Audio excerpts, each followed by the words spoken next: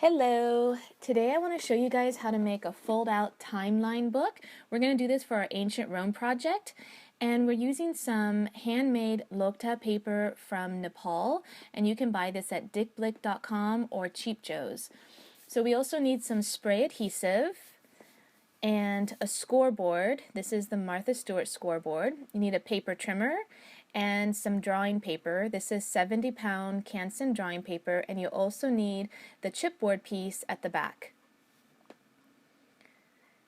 So the first thing I'm going to do is trim down the paper to 4.5 inches. This paper is 9 by 12 inches, so 4.5 inches is just halfway down the middle.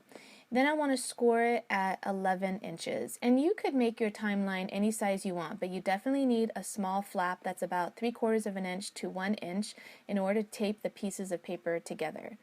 So once I've scored and cut several sheets of paper, I'm going to tape them together. You just want to make sure that you're putting the tape on the right flap. And I got a little confused myself, but after a few times it was pretty obvious which side I should be taping down, because you want it to unfold like a book, or like an accordion rather. So I'm going to tape a bunch of these papers together, but I know that I'll need more later, and so I'm only doing enough to work on for, like, say the next week or two with my kids for this unit. And so I'm also going to tape the back as well. I was just worried that with my kids, writing in this and opening it up several times that it might come apart, so I'm just taping it on the back side as well.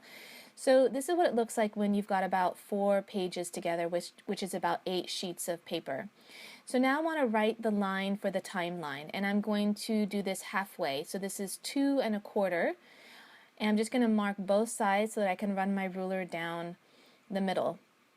I'm using this yardstick, which makes it a lot easier than using a smaller ruler, so do pick one of those up. They are at hardware stores.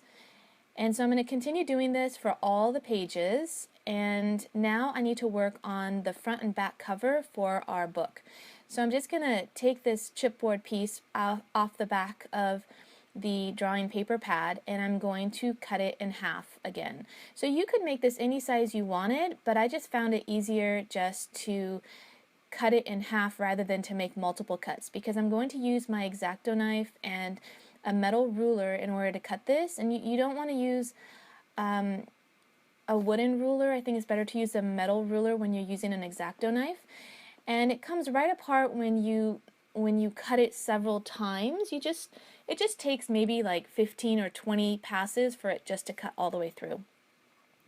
So now I'm going to figure out where I'm going to put my paper. Like, it's too big at this point, and I need to cut a small piece of it off. You don't have to, but you're going to need another piece for this book, and so it's convenient that we need to cut a little piece off that's about 3/4 or less of an inch. And so I'm just marking that off here, and then again I'm going to take my X-Acto knife and I'm going to keep cutting several times until it just kind of pops right off. So I just trimmed off those edges there, and now I'm going to use the one that I cut as a guide for my other one to make sure that they're exactly the same. So now I'm going to cover the front and back cover with this paper, and I'm just giving it about 1.5 inches of a border all the way around. And you could do this with more or less, but if you do it with too small of a border, it makes it hard for it to wrap around. So I'm going to take this outside and spray it with the spray adhesive, and then I can start to cover the chipboard pieces. So I'm just going to lay it down nice and flat. You don't want to get any ripples or bubbles in there. And then you want to miter the corners. You just want to cut it off, and I'm using non-stick scissors, and so it does make it a little bit easier to work with this because the paper has a bunch of adhesive on it. And I'm just using those extra edges on the inside. You don't have to, but I found that it's easier in case I make a mistake and it doesn't cover all the way. Then it's nice to have those little flaps on the inside, and then you just fold it up, and it folds over really easily. This paper is so easy to work with because it's strong yet really flexible and wraps around those corners really well. Now I'm going to make I'm going to cover this little piece. Now this is the spine of the book, and that's why it was convenient that we ended up trimming down the cover of the book, because we needed this little piece for the spine of the book. So I'm just going to cover that all the way through. You actually only need to cover one side, but it was just convenient just to wrap those over. And then you need another sheet that's taller than your book. So this is about 5.5 inches and wide enough to give you about an inch on either side of the front and back cover. So you're just going to lay them all in together, and you don't have to use the same color. Sometimes I'll use a contrasting color or black, and then you just want to wrap the bottom and the top over. And I did this a little bit crooked, so when you close the book you can kind of see that it was but also that was the rough edge of the paper. So anyway, I'm going to now glue in the timeline, and I only put one paper down. I had actually tried to put the whole book in at one time, but it was a little bit crooked, so I just put in one paper and then I taped the rest of it together.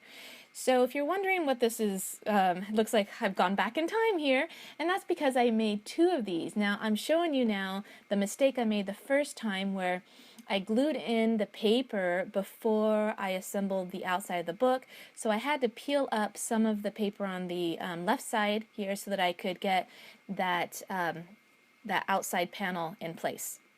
Because once I had done one, and I had only intended this for my 8th grader, my 4th grader saw it and was hoping that there would be one for him too. And so I quickly made another one for him. And so now I want to add a label, and I just used my Silhouette Cameo die cutting machine in order to cut out the words Ancient Rome Timeline.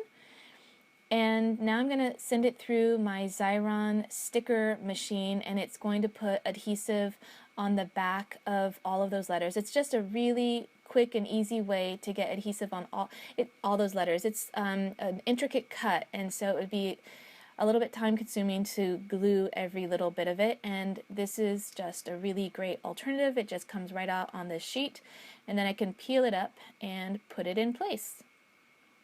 So I'm going to start with the center word just to make sure that I line it up correctly. And then once it's all in place, it looks really, really beautiful. My kids really like it. They haven't filled it in yet, but they're excited to get to it. So here I'm just going to add another small remnant piece to the very back so that it's completely filled in case we decide we don't want to adhere the back of the timeline into the book, and rather just keep it out so that you can completely pull it out like a long timeline. So we just left that as an alternative. So here it is, all finished. Well, rather ready to be filled in, I should say. Just showing you how we adhered that first panel into the left side of the book, and then you can just turn the pages with all the timelines, and then the back is just not adhered yet so that we can add more pages as we need them. So if you like this project and you want to see one of the other activities we did for our Ancient Roman unit, you can click here for a Roman-inspired meal. And if you'd like to see the complete playlist for all of our Ancient Roman activities for our Ancient Rome unit, you can click here.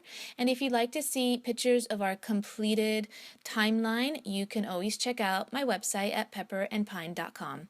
Okay guys, thanks for watching.